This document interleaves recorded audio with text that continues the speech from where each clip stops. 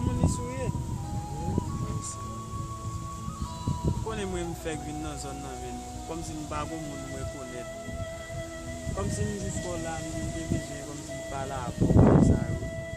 Comme si m'jus bezwen zanmi men. Kompran? Zanmi, pou ki sa zanmi? Non, comme zo, lem zo zanmi an. Toko, ou pa kon les gens tout moun ki yon zanmi, bay sa, ou konen fèk mwen nan zon nan. Fòm jenon moun pou m'baze avel. Non, ki yon ele men? Non pas c'est Jay ou même, qui j'en les mêmes. Non, pas c'est bon. Mais quand tu habites sous zone. Non, bah, moi, bon, n'importe les, je pense que m'ka vin na kay ou bien m'ka vin na kay mais so. Bon, on parle. La kay pas facile pour même non parce que on parle de machika.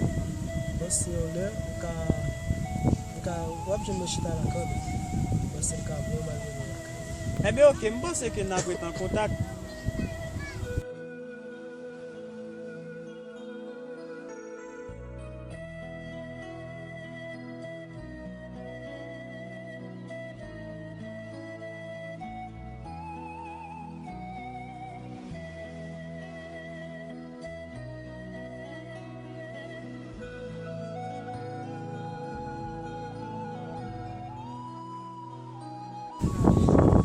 Bonsoir.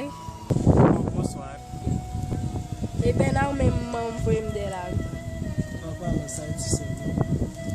Oui. Eh bien, ok, men, on été content. Eh bien, ok, men, pas un problème, men. On parle bon numéro. Ah, eh bien, ok, men, bon moi téléphone, men. Bon tout bon numéro.